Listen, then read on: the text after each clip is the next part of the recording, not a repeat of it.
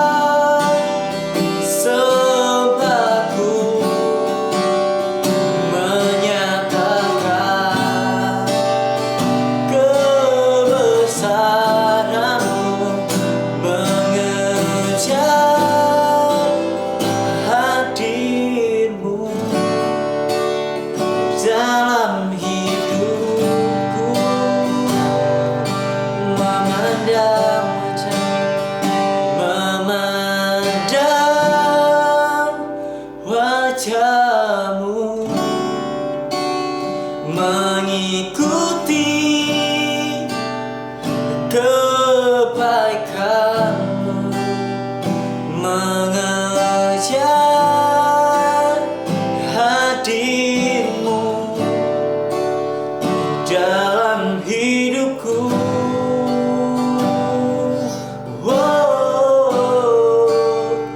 Membawa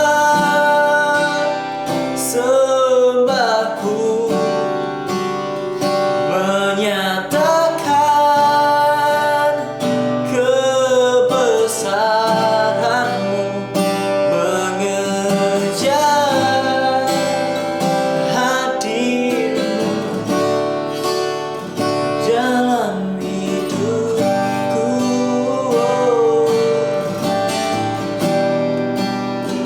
Mengejar hadirmu dalam hidupku, mengejar hadirmu, mengejar hadirmu dalam hidupku.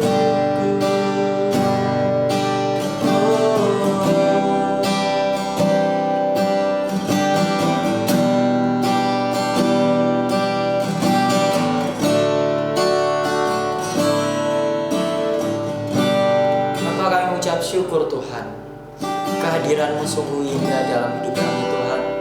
Engkau nyata dalam hidup kami Tuhan, kebaikan-Mu sungguh nyata Tuhan. Yang mengucap syukur Tuhan bahwa pagi yang indah ini kami bisa ada Tuhan. Kami masih boleh bisa bernafas Tuhan, kami masih boleh bisa melihat karya-Mu yang indah Tuhan. Dan kami mau memulai Tuhan hari yang baru ini dengan sukacita yang baru Tuhan. Yang mau mendengarkan sharing hari ini, buka telinga kami, buka hati kami, supaya bisa masuk di dalam hadirat-Mu Tuhan. Biarlah firman-Mu ini Tuhan menjadi kekuatan, menjadi remah dalam setiap hidup kami Tuhan. Hanya di dalam nama Tuhan Yesus. Haleluya. Amin. Oke, puji Tuhan. Hari ini kita bisa sama-sama renungan pada pagi yang indah ini mengenai iman, pengharapan, dan kasih. Iman, tentunya iman itu adalah percaya. Pengharapan itu pengharapan yang ada di dalam diri kita. Dan kasih itu kasih yang Tuhan sudah berikan pada kita. Dari ketiga poin ini, kita akan bagikan sharing yang mungkin teman-teman belum tahu tentang iman, pengharapan, dan kasih. Apa sih itu? Mari kita buka dalam 1 Tesalonika 1 ayat 3. 1 Tesalonika 1 ayat 3 yang beginilah firman Tuhan mengatakan bahwa sebab kami selalu mengingat pekerjaan iman-Mu, usaha kasih-Mu, dan ketekunanmu, pengharapan-Mu kepada Tuhan kita Yesus Kristus di dalam harapan Allah dan Bapa kita. Amin.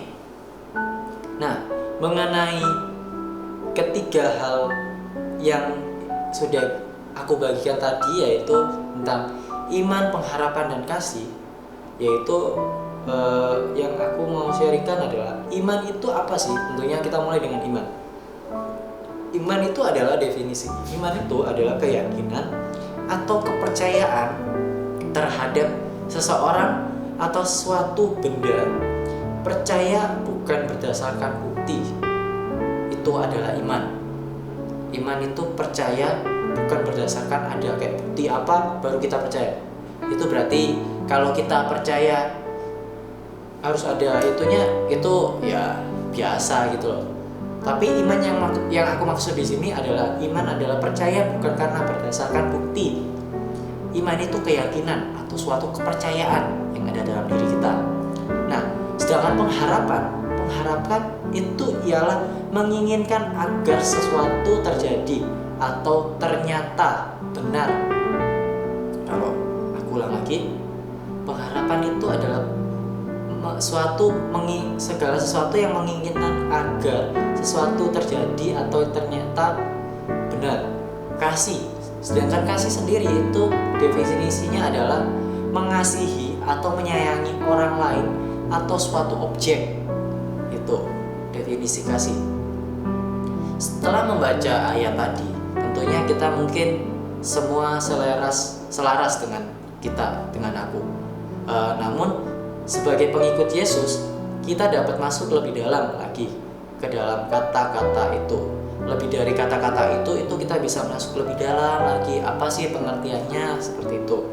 Dari 1 Tesalonika 1 ayat 3 itu kita baca tadi, ada masanya dalam hidup kita ketika kita itu punya iman, pengharapan dan kasih kita itu merosot ke bawah.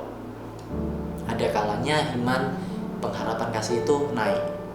Begitupun pola kehidupan manusia. Karena kita tidak merasakannya, maka hal tersebut seringkali menghalangi kita untuk bertindak, untuk menyatakannya bahwa kita beriman, kita berpengharapan, kita memiliki kasih. Nah, jika kita ingin memastikan bahwa kita berjalan dengan iman, bertindak dalam kasih, dan bertekun dalam pengharapan, kita perlu menyelami setiap kata demi kata yang sudah kita dengarkan tadi. Nah, tentunya marilah kita berusaha untuk memahami apa arti dari iman, pengharapan, dan kasih itu, dan bagaimana kita dapat dan harus melakukan di dunia ini yang kita tinggali saat ini. Bagaimana actionnya seperti itu. Pertama adalah mengenal apa itu iman, pengharapan, dan kasih. Itu yang pertama poinnya. Bagaimana kita bertindak? Yang pertama kita harus mengetahui apa itu iman, pengharapan, dan kasih. Nah, dan cara yang sekali berbeda untuk menunjukkannya, untuk menyatakannya, itu kita harus menerima apa yang kita tahu dan benar-benar kita mulai menjalaninya sambil kita belajar untuk menerapkan kebenaran itu. Kita akan menjadi pribadi yang lebih baik dan sesuatu yang dengan kehendak Allah, dan kita akan melihat potongan kecil dunia yang ikut berubah. Tentunya iman, pengharapan, dan kasih itu bukan hanya sekedar tertanam dalam diri kita, tapi harus kita nyatakan. Kita nyatakan dalam bentuk perbuatan kita. Dalam kita beriman itu harusnya seperti apa?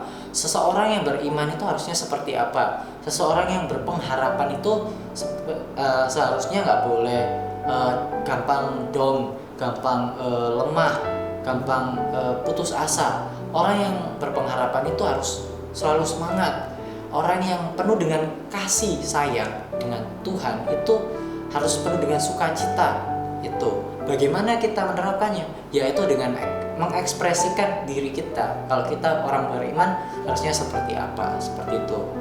Dan melalui sharing hari ini hanya itu aja yang aku mau bagikan, yaitu 3. Yang pertama apa? Iman, pengharapan, kasih. Dari 3 itu kita dapat belajar untuk menjadikan kehidupan kita itu sebagai gaya hidup yang berdampak, yang memuliakan Tuhan. Amin. Mari kita berdoa. Bapa, kami ucap syukur Tuhan untuk ketiga hal ini. Kami boleh bisa menerapkan dalam kehidupan kita itu karena kekuatan-Mu Tuhan, karena rancangan-Mu yang indah dalam setiap hidup kami Tuhan. Dari iman, pengharapan, dan kasih kami dapat memuliakan nama-Mu. Dalam nama Tuhan Yesus, haleluya, amin. Puji Tuhan, sampai di sini. Tuhan Yesus memberkati semuanya. God bless you, tetap semangat semuanya.